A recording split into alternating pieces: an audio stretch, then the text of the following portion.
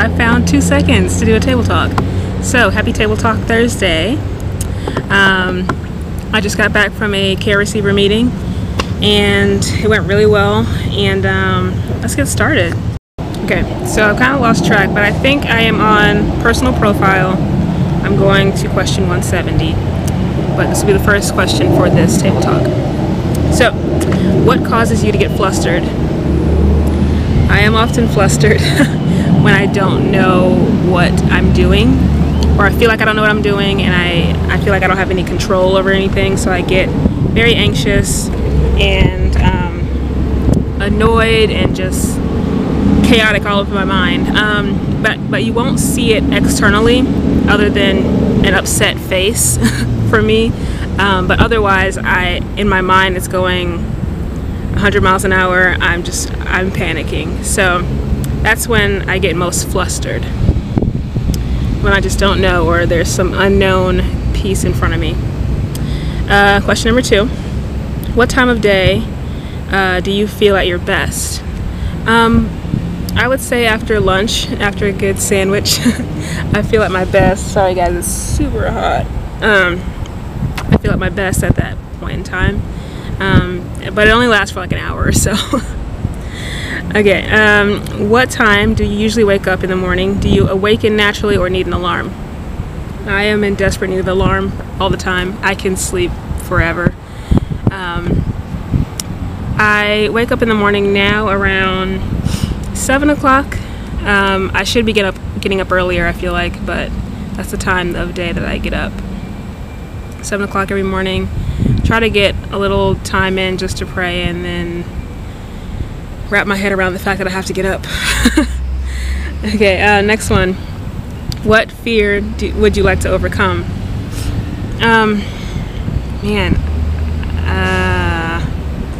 I want to say my initial response right now is the fear of the unknown.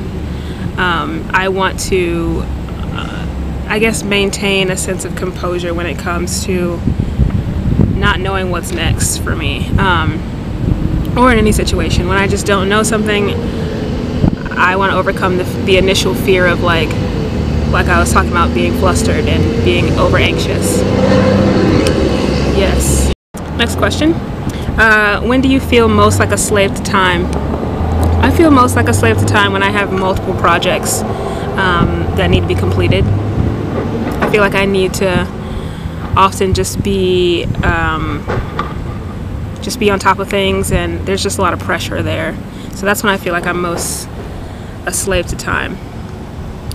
What do you consider your best quality? Currently, my best quality is my patience level. It's very high. I can wait on a lot of things. I can wait on people. It's funny, I feel like I can't sometimes wait on God for a lot of things, but I do, and His timing is always perfect, and His timing is always what His timing is. Like, I can't do anything about it. So but I think that's one of my best qualities, is having patience with people, and also being understanding of people's stories, and just kind of just being there and listening, and just wanting to know another person. So that's two good qualities. Are you a more task-oriented or people-oriented person? Well, I'm learning now that it's good to have a balance of both. I would say I am a more people-oriented person, even though I don't like people about 87% of the time. I do always want to be helping people and making sure that others are okay and in good standing with themselves, and it's a part of a lot of my goals, is to like make sure that people are understanding of themselves, and that they're just in a good place, you know. Yeah. How do you feel about your age? I like 24. It's a good age. Sometimes I wish I was a little bit older, so I can run a car, or just that so people would take me a little bit more seriously. But I don't think anyone takes anyone seriously at any point in their age. Especially not me. I mean, I don't know. Like, I meet a lot of people at this point, and there are people that I've met who are twice my age, and they act like they are my age or less. And it's a frustrating little thing that I got going on there. But how I feel about my age, I think 24 is a great age. I don't know.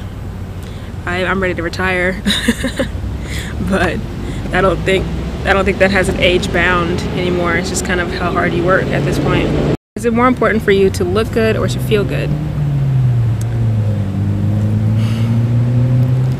I think it's more important to feel good, especially on an emotional and spiritual level. I think it's most important to maintain a good level there. And I think when you maintain that level or are working toward a good standing of feeling good, you will naturally begin to look good and want to look good.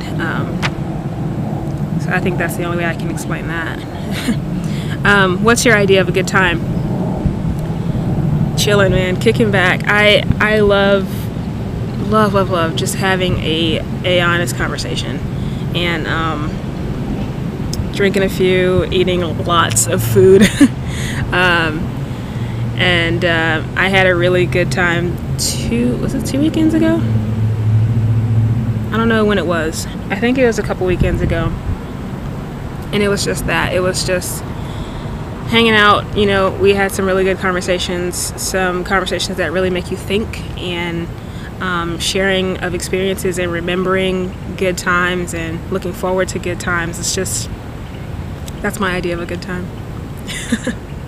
Are you a compulsive shopper, or do you bring a list and carefully consider your purchases? I'm sorry guys, it's so hot. Like, I thought this was a good time of day to come out, but I'm just like, no, the sun's in my face. I'm a compulsive shopper when it comes to shopping for clothes and stuff, but when I go for food or like a meal prep thing, I usually carry a list, or will focus on one recipe to deal with. But when I see a dress in Ross, I tell you, I go after it. I feel like I have like a connection to it. I'm like, oh, I need that dress. I need it. So I will purchase it. Or, you know, if I don't have the money, then I'll come back the next day or within the week to purchase it because I need it. I just had that vibe with it, you know. Who is the first person you tell when something good happens to you? Currently, I have a circle of friends from Covenant that I tell things to, tell good things to. Ruth, Chris, Sam, AK, Kat, you know, the huge, the crew. I tell them what's going on, and I seek, you know, to know what's going on with them. Make sure we're constantly continuing to grow in our relationship. So the next question is, ooh, ow, I just got bit by an ant. The crap. Pause. The following question is, to whom do you run when something bad happens in your life? I think the same people. You know, those who I laugh with, I also mourn with, and it's just, I feel like that's the way that community is. Yeah. In what circumstances do your motor skills short-circuit your verbal skills, and vice versa? Going back to the question about being flustered and what fear I'd like to overcome, I lose my motor skills and, wait a minute, this question is very confusing. Okay, let's go back. In what circumstances do your motor skills short-circuit your verbal skills? I actually don't get the question, so I'm not going to answer it. Yeah, so I tried to figure it out, and like Lucille Bluth said, I don't understand the question, I won't respond to it. Okay, couple more questions here. When are you the most at ease with yourself? When I feel good. Emotionally and spiritually again. I think that's when I'm the most at ease with myself. And that really entails just after praying and seeking what God wants me to hear. And I do get a lot of ease from just being around people that are understanding that I need ease, if that makes any sense. Just kind of willing to just be with me, or just have that good time that I was talking about earlier. So I think that's when I'm most at ease with myself. Also when I feel like I am working toward a goal and it's actually moving forward. When I feel accomplished in that, right? Yeah. Next question. How good are you at multitasking? Give an example. So I do work as office manager of our brokerage. There's a B.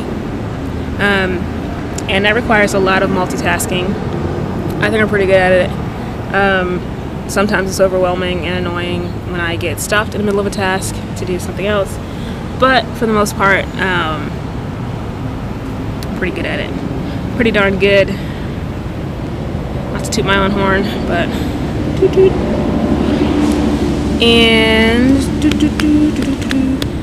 two more questions. 1. What do you do when you want to relax? I will watch a comedy show.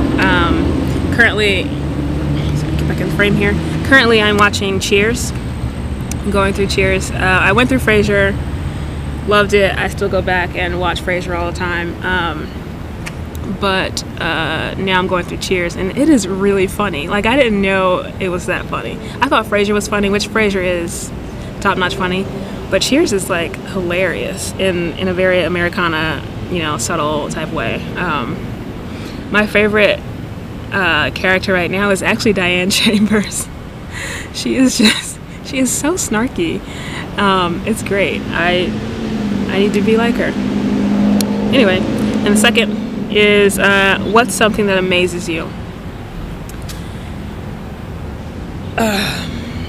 Something that really amazes me is when I meet a humble person who has been through a significant amount of things and still just has this overwhelming presence of peace about them, and is successful in their own right, and it's just like, man, I love being in the presence of people like that. And I've met quite a few people like that at Apostles, sorry. And it's been good for me to see like what I long to be like as a person. So I love humble, gentle individuals.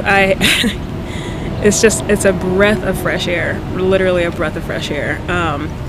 And not only is it that, but it does truly amaze me to see like how God can really transform a person's life. How